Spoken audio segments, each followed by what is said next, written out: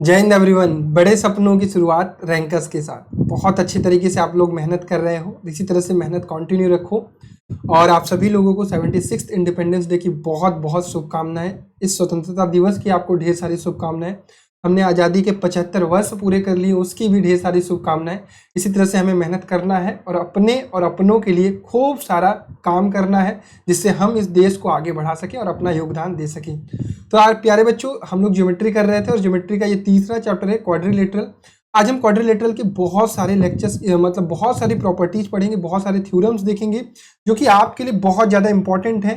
तो बहुत आराम से सिखाऊंगा प्रॉपर तरीके से, तो सीखिएगा जरूर, ठीक है। चलिए, इसके अलावा जो भी बच्चे हमारे साथ प्रिपरेशन कर रहे हैं उनमें से बहुत सारे बच्चे सीरियसली प्रिपरेशन कर रहे हैं, उन्हें टेस्ट की भी नीड होती है। तो टेस्ट हम लोगों ने प्रिपेयर कर रखा है। टेस्ट आपको एप्लीकेशन पर मिल जाएगा। एप्लीकेशन है हमारा रैंकर्स NTSC, वो आपको प्ले स्टोर पर मिल जाएगा।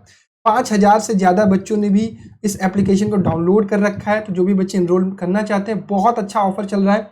इस कोर्स की प्राइसिंग 75% कर दी गई है इसके ओरिजिनल, क्योंकि हम लोग 75 ईयर ऑफ इंडिपेंडेंस मना रहे हैं। और इसके अलावा आप देख रहे होंगे कि इसकी प्राइसिंग अप्रॉक्सीमेटली 370 के आसपास होगी और इसकी अप्रॉक्सीमेटली 1100 के आसपास होगी। तो आप देख लेना 75% कितना होता है। जो भी बच्चे इनरोल करना चाहते हैं जाकर इनरोल कर लेना, क्योंकि आज के बाद इतना बढ़िया ऑफर कभी नहीं आएगा, ठीक है।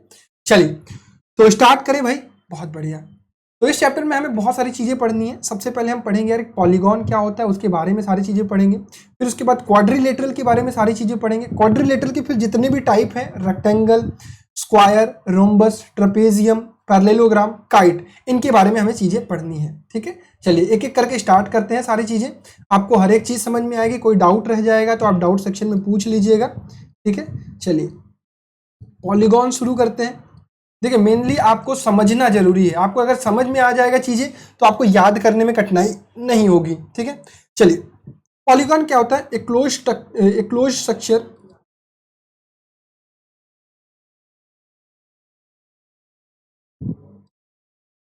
having more than 2 line segment, ठीक है। अब आपको भी पता है कि यार 2 लाइन से कभी भी क्लोज स्ट्रक्चर तो बन नहीं पाएगा, तो मिनिमम आपको 3 लाइन रिक्वायरमेंट होती है। तो ये होता है क्लोज स्ट्रक्चर और इसे कहते हैं पॉलीगॉन, ठीक है, ठीक है। This is polygon. पॉलीगॉन के कई सारे टाइप होते हैं, ये नंबर ऑफ साइड्स पर डिपेंड करते हैं। तो types on the basis of number of side.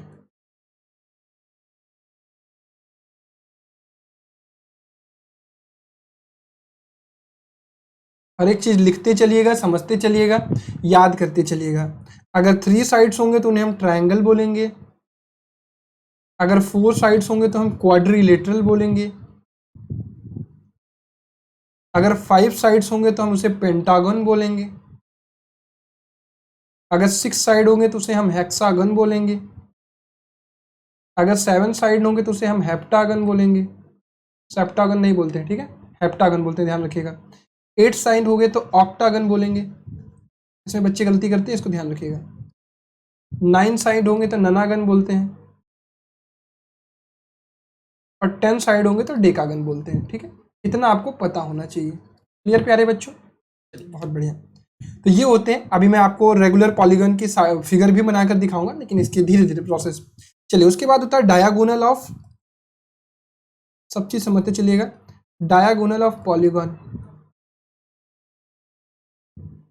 If you connect to non consecutive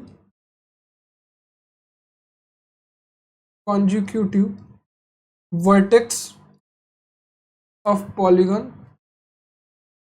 you will get diagonal, ठीक है। तो किसी भी 2 नॉन कंजिक्यूटिव, जैसे मैं मान लीजिए मैं एक हेक्सागन बना दिया, ठीक है। यहाँ पर अगर हम नॉन कंजिक्यूटिव की बात करें तो अपने पास क्या हो जाएगा, जैसे इसको इससे नहीं, कंजिक्यूटिव मतलब एक के बाद एक अगला, तो ये इससे मिलेगा, ये इससे मिलेगा, ये इससे मिलेगा, इससे नहीं मिलेगा। इसकी बात करूँ तो ये इससे मिलेगा, ये इससे मिलेगा, ये इससे मिलेगा। इसकी बात करूँ तो ये इससे मिल चुका है, अब इससे मिलेगा और ये इससे मिलेगा। इसकी बात करते हैं इससे मिल चुका है, अब किससे मिलेगा, इससे मिलेगा। इसकी बात तो इससे मिल चुका है, इससे मिल चुका है, इससे मिल चुका है। इसकी बात तो इससे मिल चुका है, इसके मिला। ये होते हैं डायगोनल। तो ये सभी के सभी क्या कहलाते हैं, डायगोनल। ठीक, ठीक है। Types on the basis of interior angle.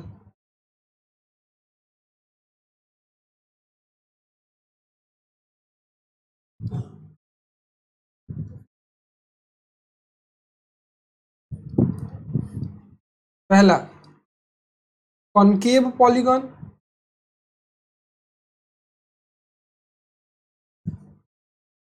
और कॉन्वेक्स पॉलीगॉन।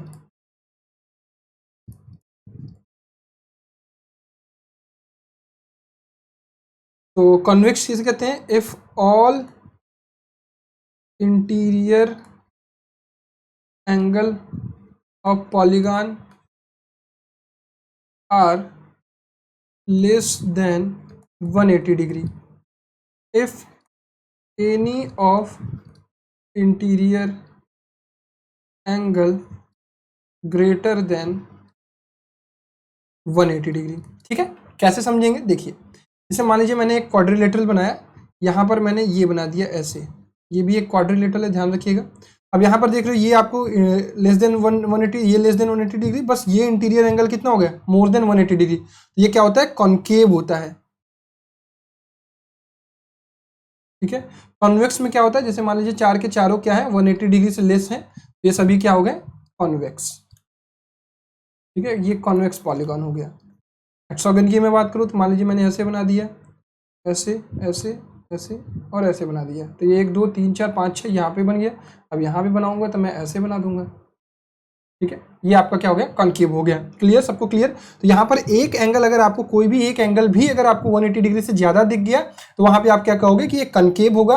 अगर चार के चारों क्या हो या जितने भी एंगल्स हैं वो सभी के सभी इंटीरियर एंगल अगर लेस देन 180 डिग्री होंगे तो उन्हें आप क्या कहोगे भाई, उन्हें क्या कहोगे, कन्वेक्स पॉलीगॉन कहोगे। ठीक, अब क्लियर हो गया सबको इतनी बात। Exterior and interior angle of polygon.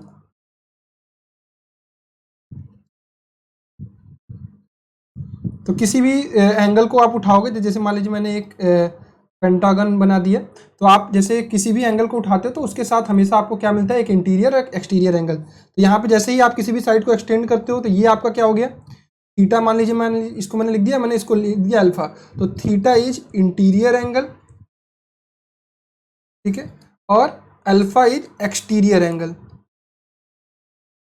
ठीक है, और थीटा प्लस अल्फा ऑलवेज कितना होता है, 180 डिग्री, क्योंकि लीनियर पेयर फॉर्म करते हैं। Clear, done. इतनी बात सबको समझ में आ गई, किसी को कोई प्रॉब्लम यहां तक, बहुत बढ़िया। नहीं होनी चाहिए, एक एक करके समझते चलिए हर एक चीज। अब बात करेंगे रेगुलर पॉलीगॉन की।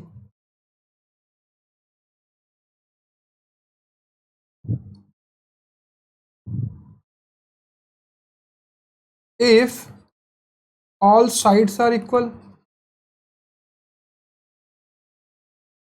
If all internal angle are equal,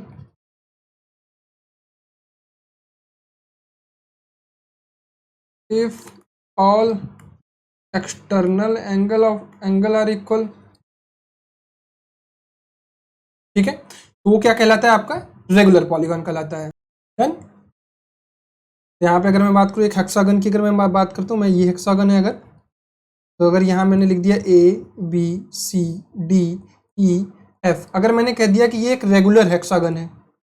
ठीक है, अगर मैंने कह दिया अगर ये रेगुलर हेक्सागन है तो इसका मतलब क्या होगा कि AB is equal to BC is equal to CD is equal to DE is equal to EF is equal to FA।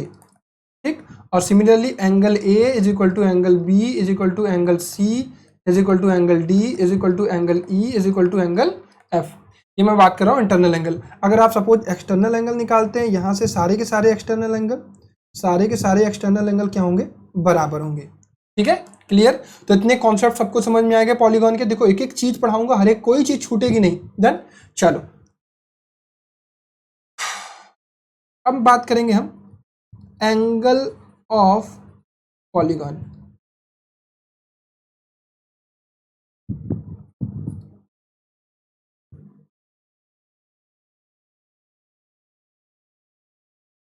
If n is number of side,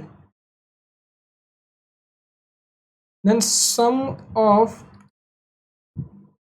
all angle is equal to n minus 2n minus 4 into 90 degree. ठीक है, ये याद रखना है आपको, बहुत important formula है।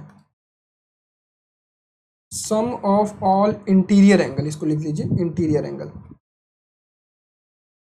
Sum of all interior angle of a polygon is given by 2n minus 4। ठीक है, इफ n इज इक्वल टू 3 तो इंटीरियर एंगल का आपको क्या मिलेगा, 3 दूना 6, 6 में से 4 गया 2, तो सम ऑफ एंगल क्या हो जाएगा, ये हो जाएगा 180 डिग्री।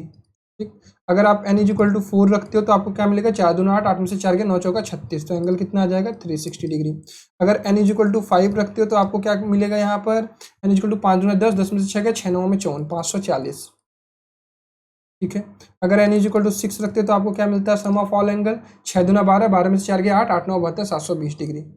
ठीक है, तो यहाँ पर आपको इस तरह से मिलता जाएगा जैसे जैसे आप n की वैल्यूज रखते रहोगे। ठीक है, clear. Value of each interior angle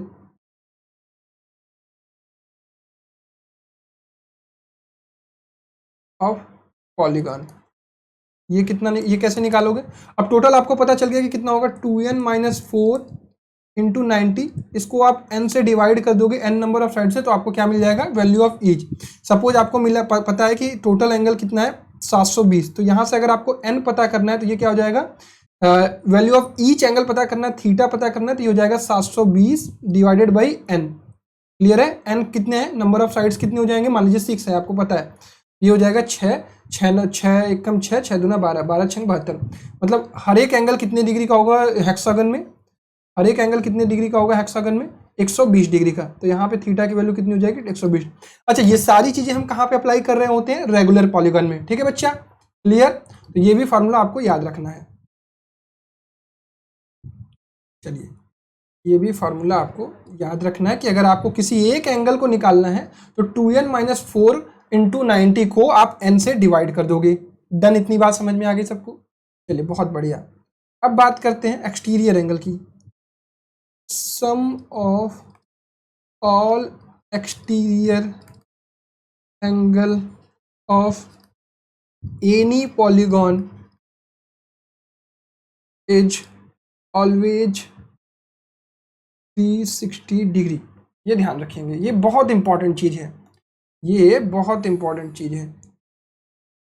sum of all exterior angle of a polygon is always 360 degree, इससे ज्यादा इससे कम कुछ नहीं होता है। ठीक है, क्लियर, चलो बहुत बढ़िया। Value of each exterior angle of polygon, angle of polygon is equal to 360 divided by n। Clear है, ये भी आपको याद रखना है। एक एक करके समझेंगे यार, देखो थोड़ा वक्त लग रहा होगा, मैं धीरे धीरे समझा रहा हूँगा क्योंकि आपको समझना सबसे ज़्यादा इंपॉर्टेंट है। ठीक है, एक एक कॉन्सेप्ट आपको जानना है, एक एक कॉन्सेप्ट आपको याद रखना है। ठीक है, तो आपको यहाँ पे सारी चीज़ें पता चल गई। Value of each exterior angle भी आपको पॉलीगॉन का पता चल गया। याद रखेंगे कि any interior plus exterior angle का सम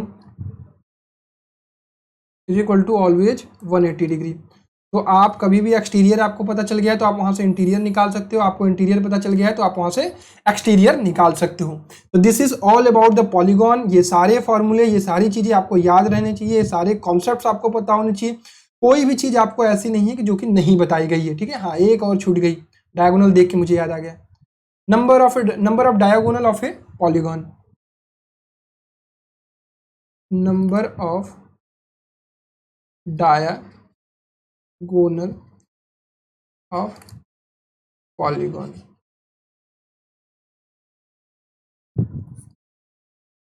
अगर आपको number of diagonal of the polygon निकालना है तो उसका फॉर्मूला होता है n-1 divided by 2 minus n। ठीक है, इसको और खोल के लिखोगे ना तो यहाँ पे आता है n-3 डिवाइडेड बाई 2। आप या तो ये याद रख लो या तो ये याद रख लो। बहुत सारे बच्चे अलग अलग फॉर्मूला याद रखते हैं, तो मैंने दोनों फॉर्मूला आपको लिखवा दिए। या तो आप ये याद रख लो या तो आप ये याद रख लो। ठीक है, अगर आपसे कोई पूछे कि हेक्सागन में, रेगुलर हेक्सागन में कितने डायगोनल होंगे, तो n इज इक्वल टू अगर 6 है तो आपके डायगोनल कितने हो जाएंगे, 6 इंटू 3 डिवाइडेड बाई 2, ये हो जाएंगे 9। ठीक है, अगर मैं कहूँ 7 है तो अगर n इज इक्वल टू 7 है तो कितने हो जाएंगे, 7 इंटू 4 डिवाइडेड बाई 2, तो ये हो जाएगा आपका 2 दूना 4 14। अगर n इज इक्वल टू 8 होगा तो वो सारी की सारी चीज़ आप निकाल सकते हो। 8 हो जाएगा तो ये 8 5 40, 40 बटे 2, तो डायगोनल कितने हो जाएंगे, 20 हो जाएंगे। ठीक, क्लियर। तो आप किसी भी रेगुलर पॉलीगॉन का आप इंटीरियर एंगल निकाल सकते हो, एक्सटीरियर एंगल निकाल सकते हो, नंबर ऑफ साइड्स निकाल सकते हो, नंबर ऑफ डायगोनल्स निकाल सकते हो, और इस पर बहुत सारे स्टेट में सवाल पूछे जाते हैं। तो मैं उम्मीद करता हूं कि पहले 10 मिनट में, पहले 12-13 मिनट में आपको पॉलीगॉन से रिलेटेड जितने भी कॉन्सेप्ट होते हैं, जितने भी कॉन्सेप्ट पर सवाल बनते हैं, वो सभी के सभी मैंने पढ़ा दिए। डन।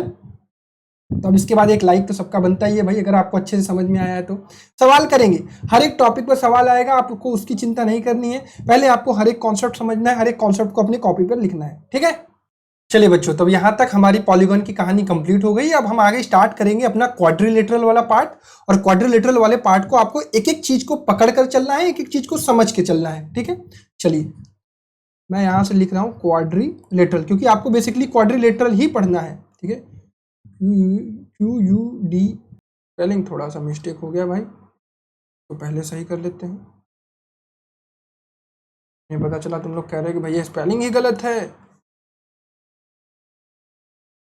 QUADRILATERAL, ठीक है बच्चा, क्वाड्रिलेटरल। अब क्वाड्रिलेटरल के 4 साइड्स होते हैं, इट हैव 4 साइड्स,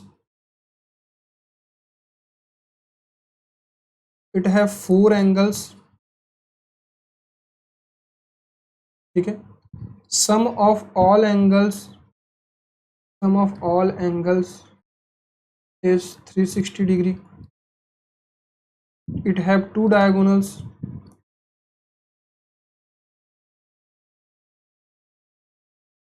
ठीक है, अब ठीक है, इतनी बात तो सबको क्लियर हो गई। तो ये अगर मैंने एक क्वाड्रिलेटरल बनाया इस तरह से, ये एक क्वाड्रिलेटरल है, यहाँ पे नेमिंग में कर दिया ABCD। This is convex quadrilateral. और अगर मैं बनाऊं एक ऐसे फिगर, तो ये क्या है, एक कॉनकेव है। ठीक है बच्चा, कॉनकेव क्वाड्रिलेटरल। ये वाला आपको फिगर ज्यादा नहीं दिखेगा, पढ़ना आपको सब कुछ इसके बारे में है। ठीक है, चलिए यहाँ पर कुछ और चीजें मैं बता देता हूँ, जैसे ये एंगल ये है, ये बी है, ये सी है, ये डी है। और अगर मैं ये नेमिंग कर दूँ तो यहाँ पे चलो लिख ही देता हूँ। ठीक है, अगर मैं इसको मिला दूँ तो this is diagonal and this is diagonal. तो साइड्स आपको कौन कौन से मिले हैं, AB, BC, CD और DA। एंगल की बात करूँ तो angle A, angle B, angle C, angle D। ठीक है, और इट हैव 2 डायगोनल्स, कौन कौन से, AC और BD।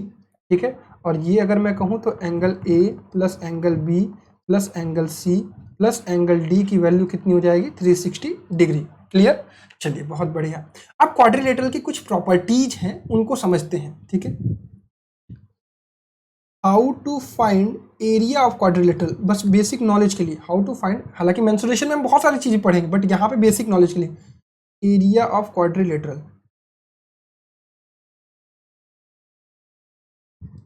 इसका तरीका होता है, अगर किसी भी क्वाड्रिलेटरल में अगर आपको कोई भी प्रॉपर्टीज नहीं मिलती है, पैरेललोग्राम जिसका आपको फॉर्मूला नहीं पता है, तो इसका तरीका होता है कि divide the quadrilateral into 2 parts. ठीक है, और ये बन गया 2 triangles, divide it into 2 parts, और यहां से एक आप परपेंडिकुलर ड्रॉ करोगे, ये लेंथ आपको दिया रहेगा, और यहाँ पे ये परपेंडिकुलर ड्रॉ करोगे। तो अगर ये A है, ये B है, ये C है, ये D है, और ये M है, और ये N है, तो एरिया ऑफ क्वाड्रिलेटरल ABCD क्या होगा, ABCD क्या होगा, एरिया हाफ, मतलब area of 2 triangle, area of triangle ABD plus area of triangle BCD। ठीक है, तो ये आप निकाल सकते हो, half into MN into BD plus half into MN into BD, MC into BD। ठीक है बच्चा, क्लियर। तो इस तरीके से आप एरिया ऑफ क्वाड्रिलेटरल फाइंड करते हो, और कोई आपके पास डिफरेंट तरीका नहीं होता है। क्लियर, चलिए बहुत बढ़िया। नेक्स्ट पॉइंट है, जैसे मान लीजिए कोई क्वाड्रिलेटरल है, ये क्वाड्रिलेटरल है, ए, यहां से नेम लिखता हूं, ए बी सी और D. Figure formed by joining mid point of sides. यहीं पर कॉन्सेप्ट समझ लीजिएगा, ये आगे बहुत ज्यादा यूज होने वाला है, ठीक है। यहीं पर कॉन्सेप्ट सिखाऊंगा क्वाड्रिलेटरल में ही। जैसे मान लीजिए मैंने एडी का एक मिड पॉइंट ले लिया, ये ठीक है, ये मान लीजिए, और ये ए बी का मिड पॉइंट हो गया, ये बी सी का मिड पॉइंट हो गया, और ये सी डी का मिड पॉइंट हो गया। ये मान लीजिए ई हो गया, ये एफ हो गया, ये जी हो गया, और ये एच हो गया। आपने क्या किया, ई एफ को मिलाया, आपने क्या किया, एफ जी को मिलाया, आपने क्या किया, जी एच को मिलाया, और आपने क्या किया, एच ई को मिलाया। ठीक है बच्चा। अब ये जो फिगर आपका बना है ना, यही पूछा जाता है कि ये कौन सा फिगर फॉर्म हुआ है, तो ये होता है पैरेललोग्राम। अब ये कैसे होता है मैं आपको एक्सप्लेन कर रहा हूँ, बहुत ध्यान से समझने की कोशिश करिएगा। अगर मैं तुम्हें कहूँ कि ये एक डायगोनल है डीबी, ठीक है, और अगर मैं तुमसे कहूँ कि ये एक एसी डायगोनल है, ठीक, मैंने तुमसे कहा कि डीबी की लेंथ सपोज D1 है, ठीक, और अगर मैंने तुमसे कहा कि एसी की लेंथ D2 है, बहुत ध्यान से सुनिएगा, कॉन्सेप्ट समझ में आएगा। अब आप केवल और केवल इस ट्रायंगल में ध्यान दो, ADC ट्रायंगल में। मैंने यहाँ पर अगर ADC ट्रायंगल बना दिया, ठीक है, ये बना दिया A, ये बना दिया D, ये बना दिया C। मैंने कहा कि AD का मिड पॉइंट H है और DC का मिड पॉइंट G है। अगर दो मिड पॉइंट को तुम बनाते हो तो ये लाइन क्या होती है, इस लाइन के पैरेलल होती है। और तुम्हें ये भी पता है कि ये जो HG लाइन होगी, ये जो HG लाइन होगी, ये हाफ ऑफ AC होगी।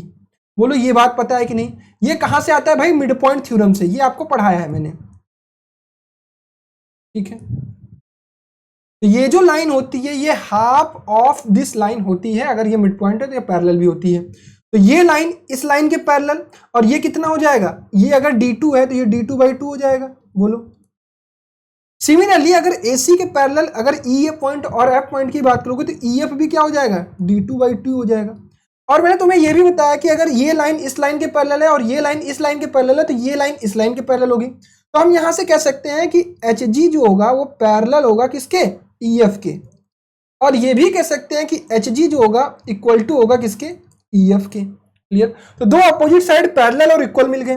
सिमिलरली हम कह सकते हैं कि AE कितना होगा, कहोगे भैया D1/2 होगा। इस ट्रायंगल की बात करोगे मिड पॉइंट थ्योरम यहां लगा दोगे, और इस ट्रायंगल की बात करोगे तो D1/2 ये भी होगा।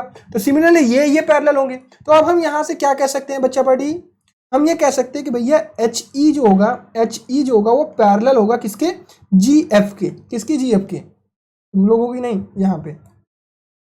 तो HE जो होगा वो इक्वल टू होगा GF के। ठीक है बच्चा। तो यहां पे हम कह सकते हैं कि दो अपोजिट साइड इक्वल और पैरेलल हैं।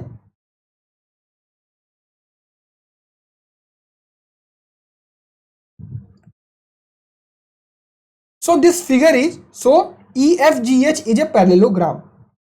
So EFGH is a parallelogram. ठीक है। कितने बच्चों को ये कॉन्सेप्ट समझ में आया भाई। बहुत प्यारा कॉन्सेप्ट था और आपके लिए हर एक चीज इसमें की इंपॉर्टेंट थी।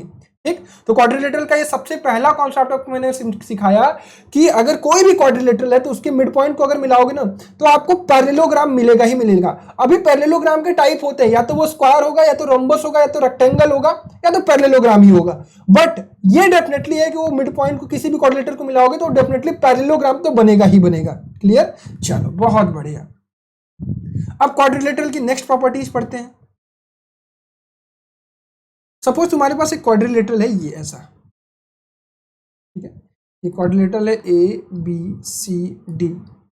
तो यार आप यहां पे कहीं भी किसी भी दो अपोजिट साइड का एक्सटीरियर एंगल लेते हो, जैसे ये मैंने एक्सटेंड कर दिया और ये एक्सटेंड कर दिया, तो ये एक्सटीरियर एंगल और ये एक्सटीरियर एंगल, सपोज इसको एंगल मैंने 1 दे दिया और इसको एंगल 2 दे दिया, तो इसका जो सम होगा ना, एंगल 1 प्लस एंगल 2 जो होगा ना, वो बराबर होगा जहां पे जो दो इंटीरियर एंगल बचे हुए हैं D और B। अरे बिल्कुल आसान बात है, इसमें कोई कठिन वाली बात नहीं है, आपको भी समझ में आ जाएगा। देखो जैसे अगर ये एंगल 1 है तो ये कितना हो जाएगा, कहोगे 180 माइनस 1 एंगल हो जाएगा। और मैं तुमसे ये पूछूंगा तो तुम कह दोगे कि 180 माइनस एंगल 2 हो जाएगा। अब चारों एंगल का सम ले लो, क्योंकि भैया एंगल एंगल ए कितना हो जाएगा, angle A plus angle B plus angle C plus angle D कितना होता है, कहोगे 360 होगा। ठीक, अब सारी वैल्यूज में रख देता हूँ यहाँ पर, 180 minus angle 1 plus angle B plus angle C की जगह रखूंगा 180 minus angle 2 plus angle D is equal to 360। अब 360 से 180 कट गया, बचा क्या, angle B plus angle D, और ये दोनों उस साइड चले जाएंगे तो एंगल 1 प्लस एंगल 2। ठीक है, ये बहुत आसान चीज है, बस एकदम दिमाग में अपने रखना है कि दो एक्सटीरियर एंगल अगर है तो सम ऑफ जो इंटीरियर एंगल बचे हुए उनके बराबर होंगे। ठीक, चलो very good. Next, properties of the quadrilateral. अगर मान लीजिए हमारा एक क्वाड्रिलेटरल है, प्यारा सा क्वाड्रिलेटरल है ये वाला, अरे भाई टेढ़ा मेढ़ा मत हो जा। ठीक है, जैसे मान लीजिए मैंने एक क्वाड्रिलेटरल बना दिया ऐसे, ठीक, ए बी सी और डी। ठीक है, आपने क्या किया, इस दो साइड का इंटरनल बाइसेक्टर ड्रॉ किया। देखिए सपोज करिए कि इसका एक इंटरनल बाइसेक्टर, ये एंगल सी है तो इंटरनल एंगल बाइसेक्टर ड्रॉ किया, ये हो जाएगा एंगल सी बाई 2, और इसका अगर अपने इंटरनल बाइसेक्टर ड्रॉ किया तो ये हो जाएगा एंगल बी बाई 2। ठीक है, और ये कितना हो जाएगा, थीटा हो जाएगा। ठीक है, अगर आपसे पूछा जाए कि ये थीटा कब हो, थीटा क्या होगा, अगर ये एंगल सी बाई 2 है और ये एंगल बी बाई 2 है और ये थीटा आपसे पूछा जा रहा है, तो ये थीटा जो होगा वो बराबर होगा angle A by 2 plus angle B by 2 की। बहुत आसान चीज है, एकदम आसानी से समझ में आ जाएगा। बस पहले कॉन्सेप्ट समझो कि अगर इन दोनों एंगल का बाइसेक्टर ड्रॉ किया गया है तो ये वाला जो थीटा होगा ना वो बराबर होगा इन दोनों के हाफ एंगल के। कैसे होगा, देखो अगर मैं तुमसे कहूं कि angle A plus angle B plus angle C plus angle D is equal to कितना होगा, कहोगे 360 होगा। मैं तुमसे कहता हूं कि अगर मैं तुमसे कहता हूं angle A by 2 angle B by 2 angle C by 2 angle D by 2 is equal to कितना हो जाएगा, कहोगे 180 डिग्री। सबको 2 से डिवाइड कर दिया। अब मैं तुमसे कहता हूं कि यहां पर तुम्हें यह भी पता है कि theta plus angle B by 2 plus angle C by 2 is equal to कितना हो जाएगा, 180 हो जाएगा। तो angle B by 2 plus angle C by 2 is equal to क्या लिख सकता हूं मैं, 180 माइनस थीटा लिख सकता हूं। ठीक है, लिख लेता हूं, तो angle A by 2 plus 180 minus theta plus angle D by 2 is equal to कितना हो जाएगा, 180 हो जाएगा। अब 180 से 180 गया, बचा क्या, थीटा इज इक्वल टू हो गया angle A by 2 plus angle D by 2। बोलो समझ में आया क्या, बोलो बात समझ में आई क्या सबको, डन डन डन डन। चलो वेरी गुड। तो यहाँ पर आपके क्वाड्रिलेटरल की जितनी भी मैक्सिमम मोस्ट प्रॉपर्टीज हैं वो मैंने आपको पढ़ा दी हैं। आप क्वाड्रिलेटरल के सभी टाइप देखने हैं, ये सारी चीजें आपको समझ में आ गई। अच्छा ये भी ध्यान रखिएगा कि ये आप यहाँ पे ये भी कर सकते हो, हाफ ऑफ यहाँ पे कॉमन ले लोगे क्या, बी डी, तो M N plus M C हो जाएगा, मतलब ये डायगोनल इंटू हाफ और इन दोनों का सम। ठीक है, ये तो निकाला जा सकता है। ठीक, तो यहाँ पे क्वाड्रिलेटर की सारी बातें आपको समझा दी गई हैं, हर एक चीज आपको समझ में आ गई होगी। अब हम चल रहे हैं क्वाड्रिलेटरल की टाइप पढ़ने। ठीक है, एकदम आराम से पढ़ेंगे बेटा, सब कुछ समझ में आएगा, कठिन नहीं होता ये चैप्टर, बस आपको सारे के सारे कॉन्सेप्ट याद होने चाहिए। टाइप्स ऑफ क्वाड्रिलेटर, तो यार इसको ना देखो जैसे अलग अलग तरीके से डिवाइड किया गया है। 3 प्रकार के आपको देखने को मिलते हैं, एक तो पैरेललोग्राम, फिर एक तो होता है ट्रेपेजियम, और एक होता है काइट। इसी तरह से याद भी रखिएगा ना, ये तीनों अलग अलग चीजें होती हैं। पैरेललोग्राम जो होता है वो आपका यहाँ रेक्टेंगल या फिर क्या होगा, रोम्बस, और इन्हीं दोनों की प्रॉपर्टीज थोड़ी थोड़ी मिलाकर एक बन जाता है स्क्वायर। ठीक है, तो हम ये कह सकते हैं कि all squares are parallelogram, all rectangles are the parallelogram, all rhombus are the parallelogram. बोलो इतनी बात समझ में आई क्या, हाँ जी भैया समझ में आई। ट्रेपेजियम में एक टाइप होता है आइसोसेलेस ट्रेपेजियम,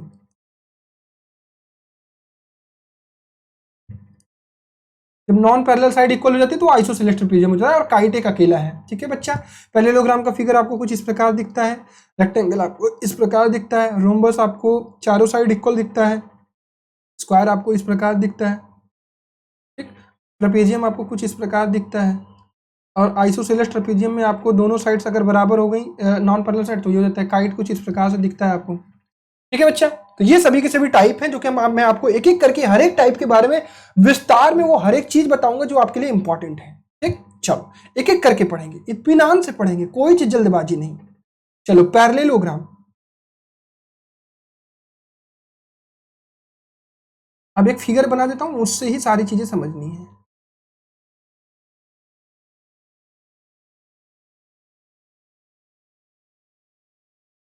पैरेललोग्राम की प्रॉपर्टी लिखते हैं।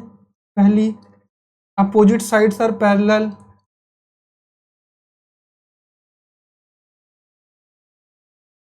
ये पैरेलल का साइन है। हम यहां से कह सकते हैं कि A B is parallel to C D and A D is parallel to B C, A D is parallel to B C. ठीक, ये साइड इसके पैरेलल होगी और ये साइड इसके पैरेलल होगी। ठीक है बच्चा, क्लियर है? ग्रेट। दूसरी चीज, opposite sides are equal,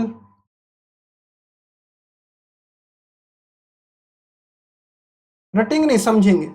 opposite sides are equal, तो ये हो जाएगा A B is equal to C D, ठीक है, और B C is equal to A D, B C is equal to A D. Clear?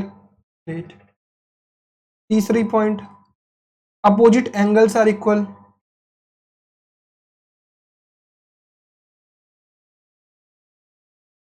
अच्छा ये क्यों होता है ये भी अभी देख लेंगे।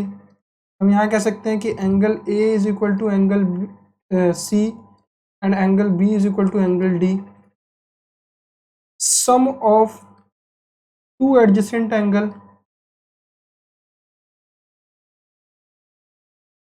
Is 180 degree. ठीक है, सपोज आपका अगर ये थीटा है, अगर ये थीटा है तो ये 180 माइनस थीटा होगा। अब कोई बताएगा ये क्यों होगा? क्यों होगा भाई?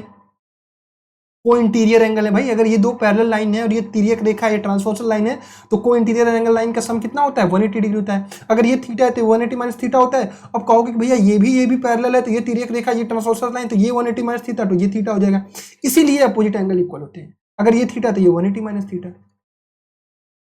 ठीक है बच्चा, ये बेसिक बातें हैं जो पैरेललोग्राम की आपको पता होनी चाहिए। ठीक, पांचवी बात, टू डायगोनल होते हैं, AC और BD, diagonals bisect each other.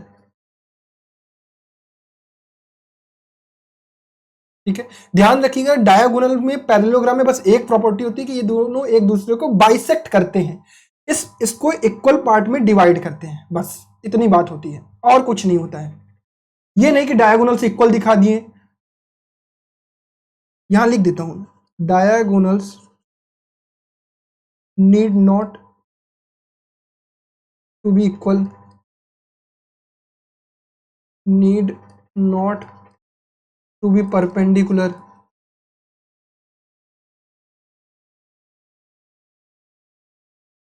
ठीक है, पैरेललोग्राम में इट इज जरूरी नहीं है ये चीज। ठीक है, जरूरी नहीं है कि ये क्या हो, आपके परपेंडिकुलर हो, इक्वल हो।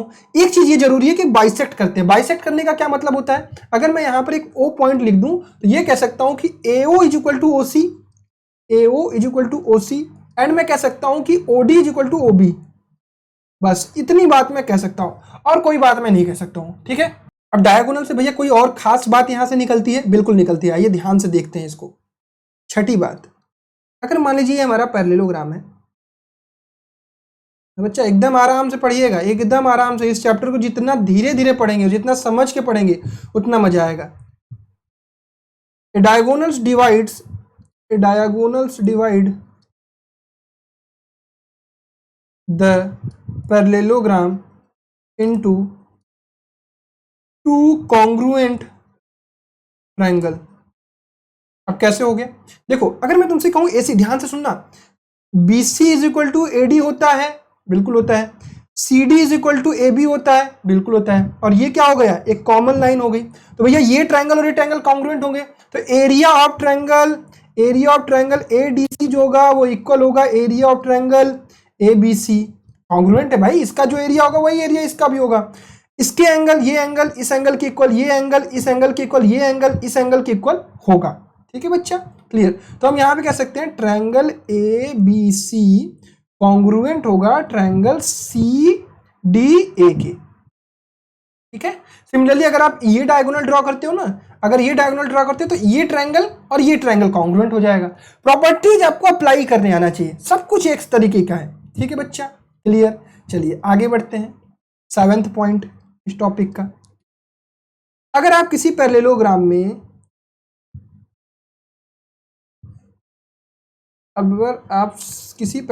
के सभी मिड पॉइंट को ज्वाइन करिए, ये मिड पॉइंट, ये मिड पॉइंट, ये मिड पॉइंट और ये मिड पॉइंट, तो हमें देखना है कि ये जो अंदर का फिगर बनेगा वो कौन सा फिगर बनेगा, ABCD। तो ये यहाँ पर मैंने इसको मिला दिया, ये यहाँ पर मैंने इसको मिला दिया, ये यहाँ पर मैंने मिला दिया इसको, और ये मैंने यहाँ पे इसको मिला दिया।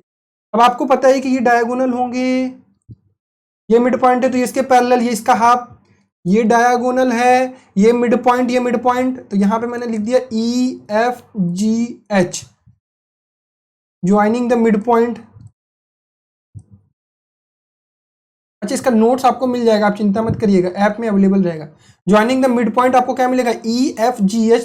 तो जो आपका EFGH फिगर होगा ना, EFGH विल बी पैरेललोग्राम। क्यों होगा? क्योंकि इसके अपोजिट साइड क्या होंगे, पैरेलल होंगे और इक्वल होंगे। इसके अपोजिट साइड क्या होंगे, पैरेलल होंगे और इक्वल होंगे। क्लियर है? तो इतना सबको क्लियर हो गया होगा।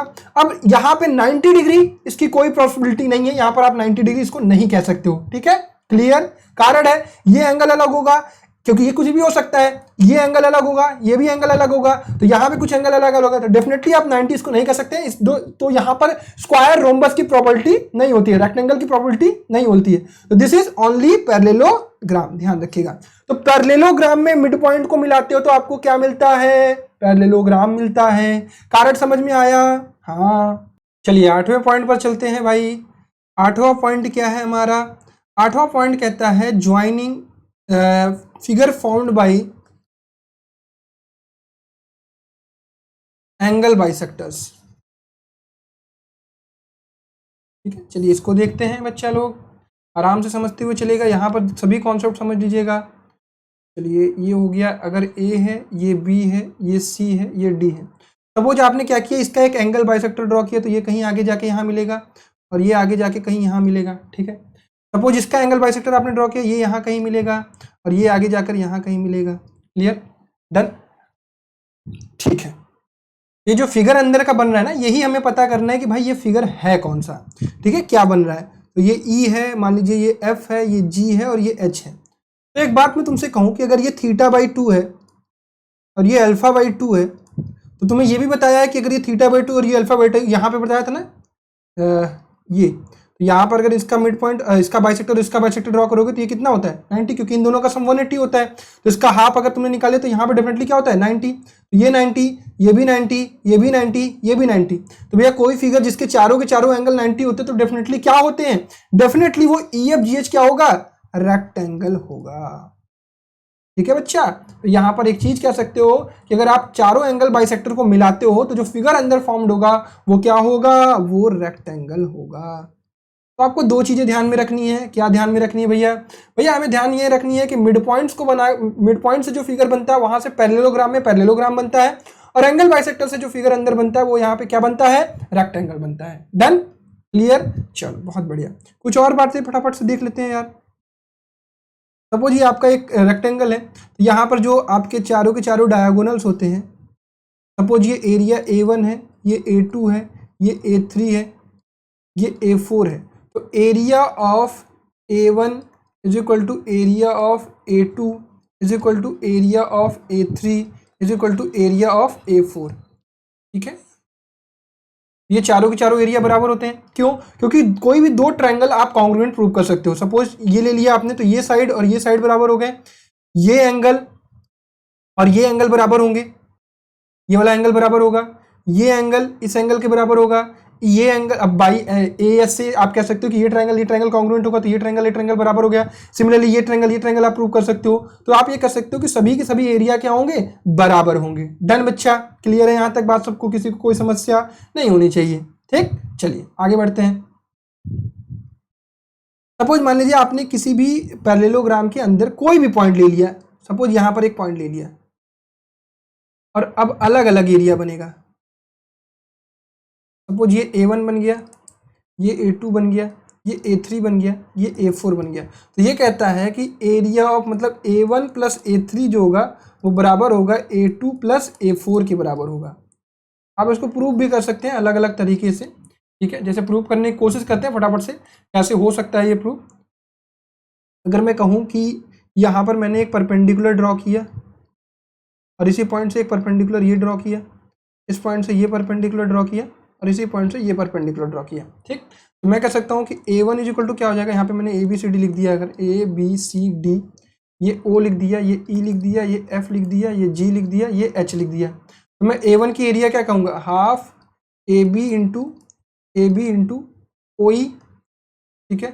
A2 का एरिया क्या होगा, A2 का एरिया ये होगा half BC into OF। Similarly A3 का एरिया क्या होगा भाई, A3 का एरिया हो जाएगा half into CD into OG, ठीक है। सिमिलरली A4 का एरिया क्या होगा, हाफ इंटू ये AD इंटू OH, ठीक है बच्चा, क्लियर। अब हम यहाँ से कह सकते हैं A1 प्लस A3, ये एरिया और ये एरिया ऐड करें, हाफ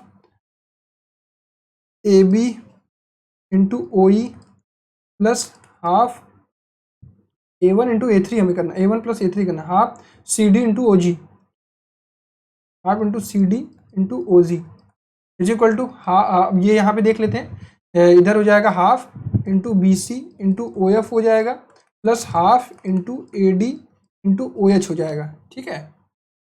देखो अब यहाँ से हम कह सकते हैं कि AB is equal to CD है, तो यहाँ से हम हाफ AB कॉमन ले लेंगे, हाफ AB कॉमन ले लेंगे तो ये हो जाएगा OE प्लस CD, ठीक है, OE plus OE plus OG, OE plus OG, और इधर हो जाएगा हाफ और ये हो जाएगा हमारे पास क्या, हाफ बी, यहाँ पे कॉमन ले लेंगे, BC और AD बराबर होंगे, तो ये BC मैंने कॉमन ले लिया, ये बच गया OF इंटू OH, ठीक है। अब ध्यान समझिएगा इस बात को, अब आपको भी पता है कि हाफ से हाफ कट जाएगा तो इधर बचेगा AB इंटू OB इंटू ये हो जाएगा EG लाइन, ठीक है, ये EG परपेंडिकुलर लाइन, ठीक है, तो ये EG हो जाएगा और ये क्या हो जाएगा BC इंटू FH हो जाएगा। अब मेरी बात एक बात सुनो, पैरेललोग्राम का एरिया तुम्हें पता ही है कि base into perpendicular height, base into perpendicular height, तो दोनों ही एरिया क्या होंगे, बराबर होंगे। हम यहाँ से कह सकते हैं कि ये दोनों चीजें बराबर होंगी, ठीक है। अब याद क्या रखना है, बस याद करने वाली चीज समझ लो, समझ में आ गया तो अब याद कर लो। अगर कोई भी अंदर पॉइंट ले लिया तो उस पॉइंट से अगर चारों वर्टेक्स को मिला दिया तो ये एरिया और इसके अपोजिट वाला एरिया का सम, ये एरिया और इसके अपोजिट एरिया का सम बराबर होगा, बस इतनी बातें ध्यान रखनी है। अगर ये यहाँ पे डायगोनल इंटरसेक्ट करते हैं तो सभी के सभी एरिया बराबर होंगे, क्लियर, ग्रेट। ऐसे ऐसे समझते चलो, पैरेललोग्राम समझ में आ जाएगा ना, फिर सब समझ में आ जाएगा। अब आपका नेक्स्ट जो है कौन सा है हमारा भाई, ये हमने अभी तक काफ़ी सारी चीज़ें लिख ली हैं, 8, यहाँ पर हमने 9वां पढ़ा था, ठीक है, यहाँ पर हमने 10वां पढ़ा, ठीक है। चलिए 11वें पर आ जाते हैं भाई, क्लास 11th में आ जाते हैं। पैरेललोग्राम समझ गए, इसको नोट करते गए और सब चीज़ समझते गए तो तुम्हें समझने में कोई दिक्कत नहीं आएगी। 11th पर पहुँचते हैं, 11th कहता है ना कि मान लीजिए आपका ये पैरेललोग्राम है, ठीक है, ये आपका एक बेस है, इस बेस का यूज करके और अपोजिट साइड पर कोई भी पॉइंट आपने लिया और यहाँ पे एक ट्रायंगल फॉर्म कर दिया, ये जो ट्रायंगल का एरिया होगा ना, अगर ये A है, ये B है, ये C है, ये D है और यहाँ पर E है, तो area of triangle AEB will be half of area of parallelogram ABCD। कैसे, आपको पता है कि अगर मान लीजिए आपने एक परपेंडिकुलर ड्रॉ किया, प्रूफ देख लेते हैं, ED, तो ED is a perpendicular, ED is a perpendicular to AB, तो आप कह सकते हो कि एरिया ऑफ पैरेललोग्राम कितना होगा, एरिया ऑफ पैरेललोग्राम कहोगे कि भैया हो जाएगा base into base into perpendicular height AB into D, और अगर मैं तुमसे कहूँ एरिया ऑफ ट्रायंगल AEB कहोगे कितना हो जाएगा, वो कहोगे भैया हाफ बेस इंटू हाइट होता है, बेस AB हो जाएगा इंटू हाइट क्या हो जाएगा, D हो जाएगा। ये समझ में आ गया, half into area of parallelogram, ठीक है, तो यहाँ से कह सकते हो half into area of parallelogram ABCD, ठीक, समझ में आ गया भाई ये बात, ये कॉन्सेप्ट सबको समझ में आया। अब यहाँ पर तुम कोई भी ट्रायंगल बनाओ, सपोज ये ट्रायंगल बना दिए, ये भी हाफ ऑफ एरिया पैरेललोग्राम, कोई भी triangle using the base and the a point opposite to the parallel side, ठीक है, कोई भी ट्रायंगल बनाओगे सभी ट्रायंगल का इक्वल एरिया होगा, सभी ट्रायंगल का इक्वल एरिया होगा, ऑल ट्रायंगल सब equal area, all triangle equal area and all are equal to the half of area of parallelogram. Done बच्चा पार्टी, चलो बहुत बढ़िया। Next point, point number 12, all parallelogram formed between two parallel lines have equal area. इसको to parallel line से अच्छा लिखिए। एक second, मेरे को स्टेटमेंट बदलना पड़ेगा। ये स्टेटमेंट है parallelogram lies between same base and same parallel lines are equal all parallelogram। ठीक है, जैसे कहने का क्या तात्पर्य ये समझिए। अगर ये मैंने एक बेस ले लिया ए बी, ठीक है, और यहाँ पर एक पैरेलल लाइन ले ली कोई भी एल पैरेलल लाइन है, तो अगर मैं इस बेस का यूज करके एक पैरेललोग्राम ड्रॉ किया, पैरेललोग्राम ड्रॉ करूंगा तो इसके इक्वल बराबर ही होगा। ये सी डी ले लिया, तो इस पैरेललोग्राम के एरिया, अगर सपोज मैंने एक ऐसा पैरेललोग्राम लिया ए बी इक्वल टू यहाँ ई एफ हो गया, इस पैरेललोग्राम के एरिया अगर मैंने एक ऐसा पैरेललोग्राम ले लिया पी क्यू ले लिया, तो area of A B C D is equal to area of parallelogram A B F E is equal to area of A B Q P. अच्छा, ऐसा हो क्यों रहा है? क्योंकि बेस तो यही रहेगा और परपेंडिकुलर हमें हाइट चाहिए, बेस इंटू परपेंडिकुलर हाइट, और ये हाइट तो सेम ही रहेगी हमेशा, चाहे आप यहाँ से हाइट लो, चाहे आप यहाँ से हाइट लो, चाहे आप यहाँ से हाइट लो, चाहे आप यहाँ से हाइट लो, ये बेस चेंज नहीं हो रहा है। बेस चेंज नहीं होगा तो पैरेललोग्राम, जितने भी पैरेललोग्राम पॉसिबल होंगे सभी के एरिया इक्वल होंगे। क्लियर? तो पैरेललोग्राम के 12 पॉइंट आपको हमेशा याद रहने चाहिए। कुछ एक दो पॉइंट अगर छूटे भी होंगे तो वो बाद में कवर कर लेंगे। तो फटाफट से रिवाइज कर लें क्या एक बार सारी की सारी चीजें, तब जाके आपको चीजें समझ में आएंगी। देखो मैं प्यार से पढ़ा रहा हूं, प्यार से पढ़ो। चलो पहली चीज, भैया अपोजिट साइड्स जो होते हैं पैरेलल होते हैं और इक्वल होते हैं। ठीक है, समझ में आ गया। भैया अपोजिट एंगल इक्वल होते हैं, कारण समझ में आया होगा, क्योंकि sum of two adjacent angle theta 180 होता है, तो ये थीटा तो ये 180 माइनस थीटा, तो उसके बगल वाला थीटा हो गया, फिर उसके बगल वाला 180 थीटा, तो अपोजिट एंगल क्या हो गए? बराबर हो गए। डायगोनल्स बाइसेक्ट करते हैं ईच अदर को, केवल और केवल बाइसेक्ट करते हैं। जरूरी नहीं है कि वो इक्वल हो, जरूरी नहीं है कि वो परपेंडिकुलर हो, ऐसी कोई नीड नहीं है। अगर इतना ही केस हो गया तो पैरेललोग्राम होगी। ठीक, एक पैरेललोग्राम जो होता है ना, उसका एक diagonal two congruent equal area में डिवाइड करता है, टू कॉन्ग्रुएंट ट्रायंगल में डिवाइड करता है, तो एरिया बराबर हो जाएगा। अब अगर तुमने पैरेललोग्राम के चारों साइड के मिड पॉइंट्स को मिलाया तो एक जो स्ट्रक्चर बनेगा अंदर वो पैरेललोग्राम होगा। पैरेललोग्राम में पैरेललोग्राम होता है, ध्यान रखिएगा। अब अगर तुमने क्या किया कि एंगल बाइसेक्टर्स को मीट किया, दो एंगल बाइसेक्टर को मीट किया तो एक पॉइंट में मिला, दो एंगल को सबको मीट किया, तो अंदर एक जो फिगर बनेगा वो फिगर हमेशा क्या होगा? रेक्टेंगल होगा। कारण क्या है? 90 डिग्री का एंगल फॉर्म होगा। 90 डिग्री क्यों फॉर्म होगा ये भी बताया। एडजेसेंट एंगल का 180 डिग्री है इसलिए हो रहा है। ठीक है बच्चा, चलो अब एरिया जो डायगोनल से बनता है वो सभी के सभी एरिया बराबर होते हैं। कोई अंदर एक पॉइंट ले लिया तो अपोजिट साइड का area some plus opposite side के एरिया का सम के बराबर होगा। कैसे होगा? प्रूव कर दिया। ट्रायंगल जितने भी फॉर्म होते हैं पैरेललोग्राम के अंदर using same base and opposite point opposite to the same parallel same base side, ठीक है, पैरेलल साइड पर, तो वो क्या होते हैं? सभी के सभी ट्रायंगल के area half of the parallelogram होता है। Parallelogram between the same base and the same parallel lines are equal area. ठीक है, तो ये 12 के 12 पॉइंट याद रहेंगे तो पैरेललोग्राम में कोई कठिनाई नहीं होगी। ठीक है, बाकी चीजें मेंसुरेशन में एरिया से रिलेटेड बहुत सारी चीजें पढ़ेंगे, बट कॉन्सेप्ट यहां पे पढ़ना है। ठीक है, चलिए अब हम बढ़ते हैं रेक्टेंगल पर। रेक्टेंगल में बस एक चीज बदलती है, इफ, बस एक बात ध्यान रखना है, if diagonal of parallelogram are equal then it is a rectangle. तुम कहोगे भैया हमने तो 90 डिग्री पढ़ा है, लेकिन जैसे ही वो डायगोनल इक्वल तभी होंगे जब वो स्ट्रक्चर क्या होगा? ऐसे टेढ़े से ऐसे सीधा होगा, और सीधा हो जाएगा तो 90 डिग्री हो जाएगा। तो ये लाइन अगर याद रहेगा तो तुम कभी भी फंसोगे नहीं। ठीक है, चलो अब मैं बनाता हूं यहां पर रेक्टेंगल और सारी की सारी प्रॉपर्टीज पढ़ते हैं फटाफट। ठीक है, ये ए हो गया, ये बी हो गया, ये सी हो गया, ये डी हो गया। ठीक है, clear. Opposite sides are equal and parallel.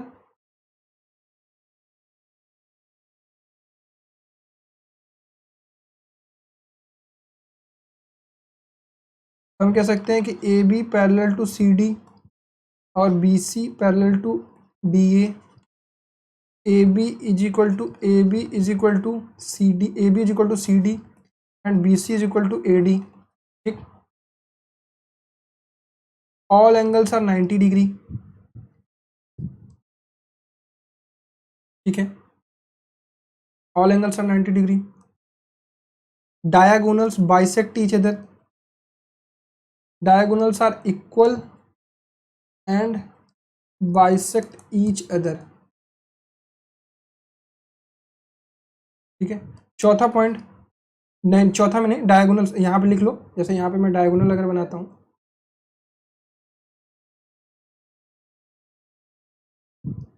ये डायगोनल बनाता हूँ, तो ये डायगोनल का जो आपका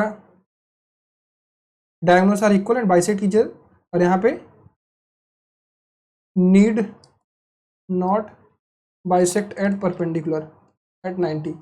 अच्छा, जरूरी नहीं है कि डायगोनल एक दूसरे को 90 डिग्री पर बाइसेक्ट करते हैं। ठीक है, अच्छा मुझे देखो अभी एक चीज याद आई, पैरेललोग्राम हमने एक चीज और छोड़ दी है, उसको लिख लो। देखो वही चीज है ना, इसमें इतने सारे कॉन्सेप्ट है ना कि कुछ कभी कभी कुछ ना कुछ भूल ही जाने में आता है, वो लिखा रहता है तो याद रहता है। देखो इसीलिए इसका नोट्स बहुत बढ़िया बनाना है, ABCD 13वां पॉइंट अगर जगह बचा तो लिख लेना। डायगोनल्स को अगर तुमने मिलाया ना, तो यहाँ पे होता क्या है, ये जो डायगोनल्स का स्क्वायर है AC square plus BD square, ये बराबर होता है AB square plus BC square plus CD square plus DA square के, ये ध्यान रखिएगा। या फिर आप इसे कह सकते हो 2 times of AB square plus BC square के। क्यों ऐसा किया मैंने, क्योंकि BC तो DA के बराबर होगा और AB CD के बराबर होगा, तो ये याद रखिएगा बच्चे पार्टी। ठीक है, ये 13वां पॉइंट है। चलो एक और चीज नोट करके लिख लो, 13th पॉइंट। ठीक, चलिए जो भी छूटेगी चीजें हम बताएं देंगे। चलिए रेक्टेंगल की ये बात क्लियर हो गई, डायगोनल्स इक्वल होंगे, बाइसेक्ट भी करेंगे। ठीक, चलिए अब बाकी जो पैरेललोग्राम की जितनी भी प्रॉपर्टीज है उसको ये फॉलो करता है कि डायगोनल जो है कि इक्वल कॉन्ग्रुएंट एरिया में डिवाइड करते हैं ट्रायंगल, ये सारी चीजें होती हैं। ठीक, अब जो इंपॉर्टेंट चीजें हैं वो देखते हैं। अगर ये A है, ये B है, ये C है, ये D है, अगर आपने कोई एक पॉइंट लिया अंदर O, अगर आपने कोई पॉइंट लिया O अंदर, कोई भी पॉइंट,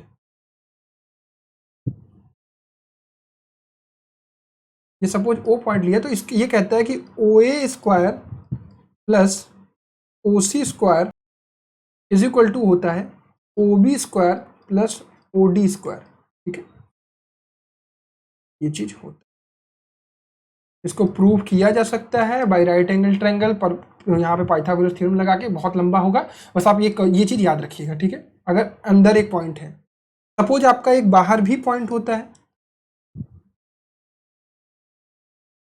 ये अगर रेक्टेंगल है, अगर ये A है, अगर ये B है, ये C है, ये D है, यहाँ पर एक पॉइंट O है, और आपने क्या किया, इसको मिलाया,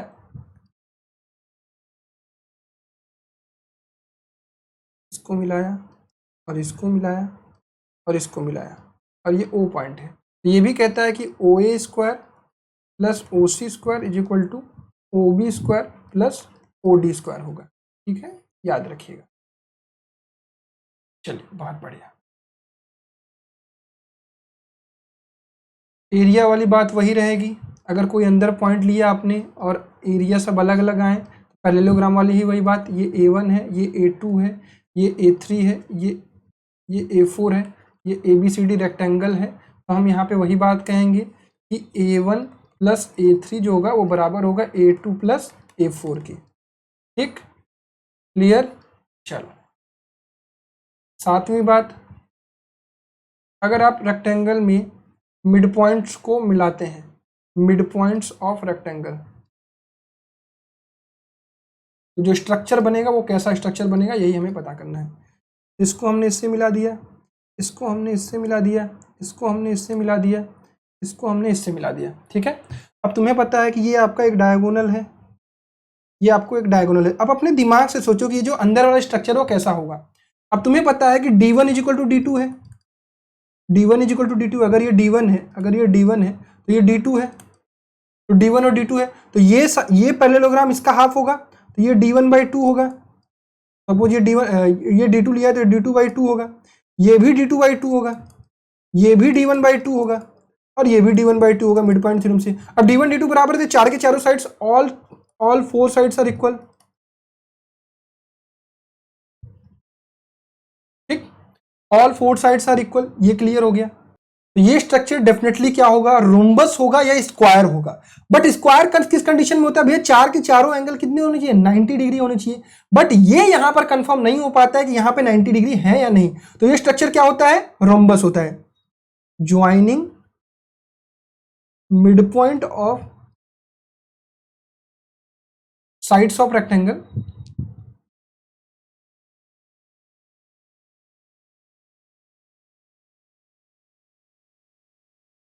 फिगर इज रोम्बस। ठीक है, रोम्बस में क्या होता है, चार के चारों साइड्स बराबर होते हैं, need not to be 90 degree. ठीक है, क्लियर, चलिए वेरी गुड।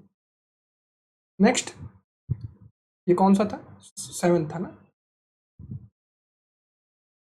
चलो 8th। अब वही वाला बचा है अपना एक, भैया अगर एंगल बाइसेक्टर्स को मिलाएंगे, रेक्टेंगल बनाना है सॉरी, अगर हमें एंगल बाइसेक्टर को मिलाना है तो हमारा फिगर कैसा बनेगा, एक सेकेंड, ये आपका मैंने फिगर बना दिया, ये रेक्टेंगल बन गया, बड़ा बना दिया।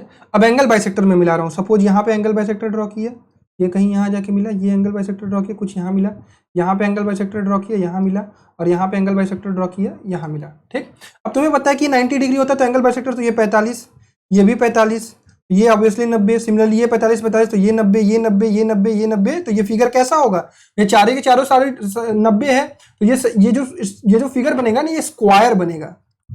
ठीक है, क्लियर, चलो तो बाकी सारी वही प्रॉपर्टीज आपको याद रखनी है, ये स्क्वायर बनेगा, वहां पे वो रोम्बस बन रहा है।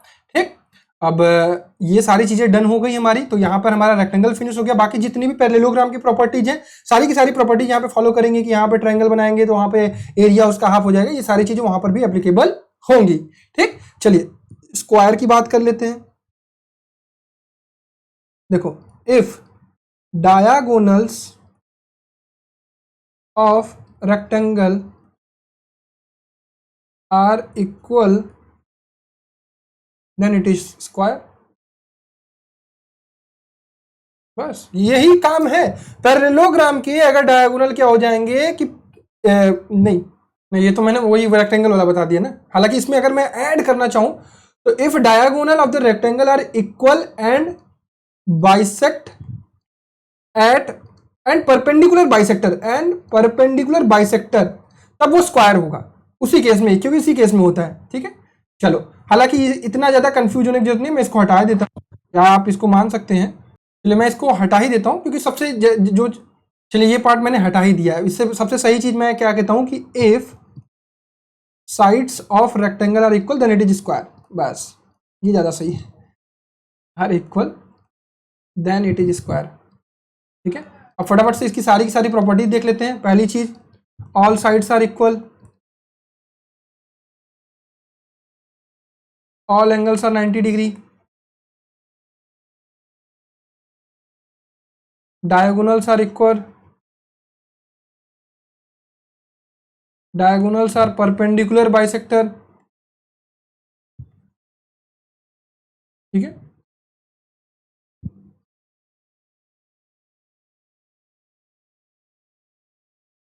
ठीक, क्लियर, तो ये हो जाएगा आपका, और ये सब बराबर हो जाएगा, सब बराबर होगा। ठीक, ये सब साइड्स बराबर होंगी अगर आप इसको लेते हो। ठीक है, क्लियर, तो ये सारी प्रॉपर्टीज आपके स्क्वायर की होती हैं। ये 90 डिग्री होता है, ये 45, ठीक है, ये 45, और ये लाइन एंगल बाइसेक्टर भी होती है। अब मेन पॉइंट यहाँ पे कि अगर आप स्क्वायर के मिड पॉइंट को मिलाते हैं तो जो फिगर बनेगा वो कैसा बनेगा वो देख लेते हैं फटाक से। ये मिड पॉइंट बनाया, ये मिड पॉइंट बनाया, ये मिड पॉइंट बनाया, ये मिड पॉइंट बनाया, ये आपका ऐसे हो जाएगा, ये ऐसे हो जाएगा, ये ऐसे हो जाएगा, ये ऐसे, ये सभी के सभी साइड्स इक्वल होंगे। ठीक है, और ये 45 होगा, ये 45 होगा, ये 90 होगा, क्योंकि ये साइड्स बराबर होंगी तो ये 45 45 ही होगा। तो अगर ये 45 है तो ये 90 होगा, ये 45 ये 90, तो ये भी 90, ये भी 90, ये भी 90। तो ये वाला जो फिगर बनता है स्क्वायर में मिड पॉइंट के ज्वाइनिंग से स्क्वायर बनता है। एंगल बाइसेक्टर को जब आप ज्वाइन करते हो ना तो आपको कोई भी फिगर ही नहीं मिलेगा। देखो जैसे मान लीजिए आपने इसका एंगल बाइसेक्टर ड्रॉ किया तो ये कहीं यहाँ जाके मिलेगा, इसका पर ड्रॉ किया तो ये यहाँ कहाँ मिलेगा, तो यहाँ पर कोई भी फिगर फॉर्म नहीं होता, no figure form, no common figure form. ठीक है। बाकी वही सारी की सारी सेम प्रॉपर्टीज होती है जो आपने रेक्टेंगल में पढ़ी है। ठीक है, बस इंपॉर्टेंट क्या था कि इसमें स्क्वायर आपके इस प्रकार से जो फिगर मिड पॉइंट की ज्वाइनिंग से फिगर बनता है वो स्क्वायर बनता है। ठीक, इतनी बात समझ में आई भाई। स्क्वायर और रेक्टेंगल में डिफरेंट क्या है? स्क्वायर्स में रेक्टेंगल की मतलब रेक्टेंगल के अगर सभी साइड्स बराबर है तो स्क्वायर कहलाता है। ठीक, all squares are rectangle but all rectangles are not square. Clear है? All rectangle and squares are parallelogram but all parallelograms are not rectangle and square. Clear? चलो बहुत बढ़िया। चलिए अब नेक्स्ट सीखते हैं रोम्बस। रोम्बस, रोम्बस ना थोड़ा थोड़ा स्क्वायर की तरह होता है। इसमें क्या होता है? पहला point, all sides are equal. दूसरी point, but angles are not 90 degree. ठीक है, नीड नॉट 90 डिग्री। ठीक है, तो ये कुछ इस प्रकार से मैं स्ट्रक्चर अगर बना दूं, ये एक रोम्बस है, चारों साइड्स बराबर होती हैं इसके। ठीक है, ये चार के चारों साइड्स बराबर हैं, A B C D. Diagonals are perpendicular bisector. तीसरा, डायगोनल्स आर नॉट इक्वल,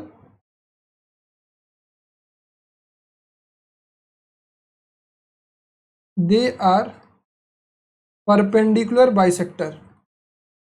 ठीक है, दिस इज द डिफरेंट। ठीक, तो अगर मैं यहां पे कहूं तो ये 90 डिग्री होगा, ये 90 डिग्री होगा, ये 90 डिग्री होगा, ये 90 डिग्री होगा। क्लियर? अब इतना याद रखना कि जैसे ये D1 है, अगर ये मैं कह दिया ये D1 है और ये मैं कह दिया D2 है और ये साइड A है, ये साइड A है, ये साइड A है, ये साइड A है। बहुत ध्यान से इस बात को समझिएगा। ये अगर परपेंडिकुलर बाइसेक्टर है तो अगर मैं इतना कहूं तो ये D1/2 होगा। क्लियर? ये कितना होगा? ये D2/2 होगा। ठीक, अगर मैं तुमको एक चीज में बताऊं ना, यहाँ पे बहुत खास बात है। ये जो अगर अंदर से एक कोई ट्रायंगल निकालते हो ना, तो अगर ये D1/2 है, ये D2/2 है और ये A है और ये 90 डिग्री है, तो ये तीनों ट्रिपलेट्स फॉर्म कर रहे हैं क्या? D1/2, D2/2 और A। ठीक है, ये ट्रिपलेट्स फॉर्म करते हैं। कैसे? मतलब आपको ये तो पता है ना, ये परपेंडिकुलर है तो राइट एंगल ट्रायंगल, तो मतलब D1/2 का होल स्क्वायर प्लस D2/2 का whole square is equal to A square. ये बहुत काम की चीज है, लिख लेना। ये तीनों के तीनों ट्रिपलेट्स फॉर्म करते हैं। अगर सपोज करो ये 3 है, ये 4 है, तो ये डेफिनेटली 5 होगा। तो मतलब अगर आपको डायगोनल भी मिल जाए ना तो आप साइड्स निकाल सकते हो, डायगोनल का यूज करके साइड्स निकाल सकते हो। अच्छा, एक चीज और इसमें छूट गई कि भैया हमने एंगल की बात नहीं की यहाँ पर, but angles not 90 degree. But ये कह सकते हैं कि अगर ये थीटा है, अगर ये थीटा है तो ये कितना होगा? 180 माइनस थीटा होगा और ये इसका थीटा होगा और ये 180 माइनस थीटा होगा। तो हम कह सकते हैं कि opposite angles are equal. Parallelogram की प्रॉपर्टी तो फॉलो करेगा ही करेगा, क्योंकि अब टाइप तो उसी का है, अपोजिट एंगल्स आर इक्वल, ये कह सकते हो, ध्यान रखिएगा। ठीक है, and diagonals R angle bisector, ये भी ध्यान रखिएगा, डायगोनल्स आर एंगल बाइसेक्टर। ठीक, क्लियर? चलो, अब वही एक बात और याद रखने वाली कि भैया अगर यहाँ पे मिड पॉइंट को ज्वाइन करें रोम्बस में तो फिगर क्या बनता है? तो जो यहाँ पे मिड पॉइंट के फिगर बनता है वो बनता है रेक्टेंगल। ठीक है, ये फिगर क्या बनता है? रेक्टेंगल, ध्यान रखिएगा। तो ज्वाइनिंग द मिड पॉइंट, अगर ये A है, ये B है, ये C है, ये D है, तो ये अगर E है, F है, G है, H है, तो EFGH क्या होगा? एक रेक्टेंगल होगा। अब एक बार मैं आपको रिवाइज करा दूं, बस मिड पॉइंट वाला, joining mid point figure formed, ये आप लिख लीजिए अपने कॉपी पर, एक टेबल बना लीजिए। यहाँ पर अगर मैं फिगर अगर है फिगर और formed figure by mid point.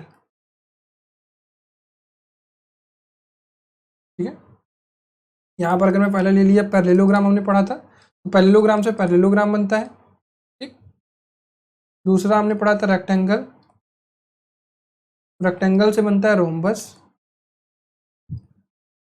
तीसरा हमने पढ़ा था रोम्बस, पढ़ लेंगे, इससे बनता है आपका रेक्टेंगल।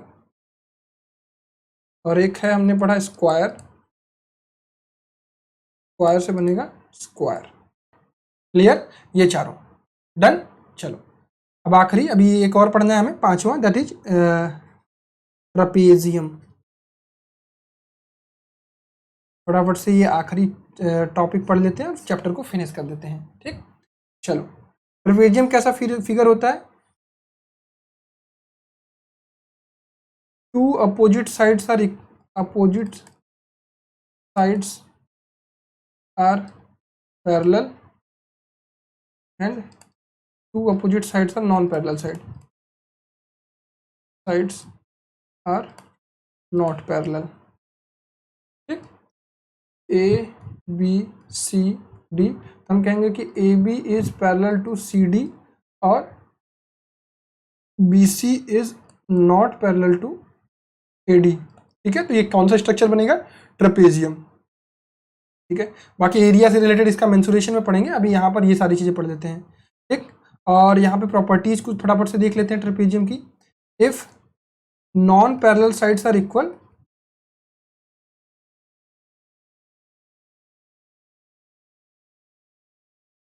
देन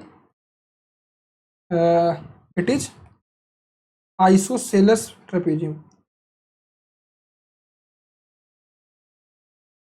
ठीक है, जैसे मतलब कि यहाँ पर अगर मैं बात करूँ, अगर ये ए बी सी डी है, तो अगर A D is equal to B C अगर लेंथ में बराबर हो जाएगा तो it is what? Isosceles trapezium. ठीक है, क्लियर? चलिए आगे बढ़ते हैं, इसके बारे में कुछ और फटाफट से चीज़ें देख लेते हैं। अगर कोई ट्रेपेजियम है, अगर आपने क्या किया, इनके डायगोनल्स को ऐसे मिलाया, ठीक, ए बी सी डी और ओ पॉइंट। ठीक है, बहुत ध्यान से। यहाँ पे अगर मैं बात करूँ ट्रायंगल ए ओ बी की, triangle A O B and triangle C O D की, तो आप कहोगे कि ये एंगल बराबर होगा अल्टरनेट इंटीरियर एंगल, ये एंगल और ये एंगल बराबर होगा अल्टरनेट इंटीरियर एंगल, और ये एंगल अपोजिट एंगल बराबर होंगे। तो आप कह सकते हो कि A O upon O C is equal to हो जाएगा आपका O B upon O D, या फिर हम इसे ऐसे भी याद कर लेते हैं कि O A into O D is equal to होता है ओ बी इंटू ओ सी। तो आपको कभी कभी इस फॉर्मूले पर सवाल आता है और ये बहुत फिक्स्ड क्वेश्चन है। यहाँ पे कुछ x दे दिया जाएगा, यहाँ पे 7 दे दिया जाएगा, यहाँ पे कुछ दे दिया जाएगा, यहाँ पे कुछ दे दिया जाएगा, और आपका आंसर निकालना रहेगा। इस तरीके से निकाल सकते हो O A into O D is equal to O C into O B. मत रटिएगा, केवल कॉन्सेप्ट समझ लीजिए कि सिमिलर होते हैं, सिमिलर से आप यहाँ पे ये रिलेशन तो निकाल ही सकते हो। ठीक है, क्लियर? बाय सिमिलरिटी वाले से। चलो इसके आगे बढ़ते हैं। सपोज आपका ये एक ट्रेपेजियम है ए बी सी डी, और आपने क्या किया, ए डी के मिड पॉइंट ई ले लिया और बी सी का मिड पॉइंट एफ ले लिया और इसको मिला दिया। ठीक है, तो मिला देंगे तो ई एफ जो होगा ना, E F is equal to होगा A B plus C D by 2 के। अच्छा भैया ऐसा क्यों हुआ? देखो, अगर मैं तुमसे कहूँ कि इसको एक लाइन से मिला दो, ये ट्रायंगल बन गया, तो अगर ये इस यहाँ पे ये मिड पॉइंट है, ये लाइन इस लाइन के पैरेलल है और ये लाइन इस लाइन के पैरेलल है, मिड पॉइंट्स है दोनों के, तो ऑब्वियसली पैरेलल होगा। तो ई यहाँ पे अगर मीट करे तो ये जी, तो हम कह सकते हैं कि E G will be parallel to A B. ठीक है, and E is mid point, तो हम यहाँ पे कह सकते हैं G is also mid point by mid point theorem, और ई जी जो होगा वो हाफ ऑफ ए बी होगा, सिमिलरली हम ट्रायंगल, इस ट्रायंगल में भी कह सकते हैं कि जी एफ जो होगा वो हाफ ऑफ सी डी होगा। अब हम अगर ई जी प्लस जी एफ मिलाएं, तो ये हो जाएगा ई एफ और ये हो जाएगा half of A B plus C D. ठीक, क्लियर? तो अगर ये 1:1 के रेशियो में है, मतलब इक्वल मिड पॉइंट है, तो इसको इसमें क्या होता है, ई एफ जो लेंथ होती है वो A B plus C D by 2 होता है। ठीक, चलो अगर भैया ये A:B के रेशियो में हो तो क्या होता है, देख लो। अगर जैसे ये A है, ये B है, ये C है, ये D है, और आपने क्या किया यहाँ पर कोई भी ले लिया लाइन EF, और ये अगर A है, A:B के रेशियो में डिवाइड कर रहा है ऐसे, तो यहाँ पे जो फॉर्मूला होता है वो ये होता है कि अगर आपको EF की लेंथ निकालनी है तो ये वाला साइड इंटू इसका ratio, AB into A plus CD into B divided by A plus B. ठीक, समझ में आया? सवाल जैसे कैसे आएगा, सपोज मैंने एक ऐसे ले लिया और यहाँ ले लिया 2:3। ठीक है, ये 2:3 में डिवाइड हो रहा है, और यहाँ पे मैंने A B C D, आपको EF पता करना है, यहाँ पे मैंने दे दिया 14 और यहाँ दे दिया 8। तो अगर EF आपको पता करना है तो EF इज इक्वल टू हो जाएगा 14 into 2 plus 8 into 3 divided by 3 plus 2, ये हो जाएगा 28 और ये हो जाएगा 24 और ये हो जाएगा 3 2 5, ये हो जाएगा 8 4 12, 2 2 4 1 5, 52/5, 10.4। इसकी लेंथ कितनी हो जाएगी? 10.4। इससे बड़ा होगा, इससे छोटा होगा। ठीक है, क्लियर, समझ में आया सबको ये बात? ट्रेपेजियम के अगर आप कोई भी लाइन निकालनी है बीच में, रेशियो दिया गया तो आप निकाल सकते हो बाय दिस थ्योरम। ठीक, चलो great. And the last concept वही वाला कि ट्रेपेजियम के अगर मिड पॉइंट को मिलाएंगे तो फिगर क्या बनेगा? अगर इसके मिड पॉइंट को, इसके मिड पॉइंट को, इसके मिड पॉइंट को बनाओगे, ये जो फिगर बनेगा एक क्वाड्रिलेटरल वाला हुई प्रॉपर्टी, तो ये फिगर जो बनता है ये पैरेललोग्राम बनता है। ठीक, क्लियर? तो दिस इज पैरेललोग्राम। यहाँ पर हम एक और पॉइंट नोट कर लेते हैं, 5वां पॉइंट इसमें, ताकि ये हमें याद रहे। हाँ, 5वां। और ट्रेपेजियम अगर आपका फिगर रहेगा ये बनेगा पैरेललोग्राम। ठीक, तो बच्चा पार्टी ये याद कैसे रहेगा? याद ऐसे रहेगा कि भैया पैरेललोग्राम में पैरेललोग्राम होता है, ट्रेपेजियम में पैरेललोग्राम होता है, स्क्वायर में स्क्वायर होता है, और रेक्टेंगल और रोम्बस आपस में इंटरचेंज होते हैं। ठीक है, याद रखिएगा। ठीक, क्लियर? तो यार मैंने कोशिश की कि आपको पूरे के पूरे एक ही लेक्चर में क्वाड्रिलेटरल के जितने भी कॉन्सेप्ट हों वो एक साथ पढ़ाया जाए, ताकि आपको चीज़ों को समझने में आसानी हो। तो आज आपका काम क्या होगा पता है? इस नोट्स को, इस लेक्चर को दोबारा पढ़ना, हर एक पॉइंट को दोबारा समझना, जो चीज़ें याद रखनी है उसको याद रखना, और चीज़ों को बहुत अच्छे तरीके से समझना। ठीक है, तो आप एक बार प्रॉपर तरीके से नोट्स बनाए होंगे, आई होप नोट्स को देखिएगा, सारी चीज़ें समझिएगा, तब जाके आपको ये चैप्टर समझ में आएगा। क्लियर? और जिसको भी पर्सनल मेंटरशिप या टेस्ट सीरीज लेनी है आज ले लो, इससे बढ़िया ऑफर कभी नहीं मिलेगा। बहुत कम प्राइस हो चुकी है ड्यू टू इंडिपेंडेंस, ये मैंने आपको ऑफर दिया है। जो भी बच्चे लेना चाहते हैं ले लें, जो बच्चे बाद में वीडियो देख रहे हैं वो चाहे जब ले सकते हैं। रैंकर्स NTSC के ऐप से टेस्ट हमेशा अवेलेबल होगा, और ऐप पर इस क्लास के नोट्स भी अवेलेबल होंगी। ठीक है, चलिए तो सेशन यहीं पर समाप्त करते हैं। आप सभी लोगों का जुड़ने के लिए बहुत बहुत धन्यवाद। अपना ख्याल रखिएगा, बाय बाय।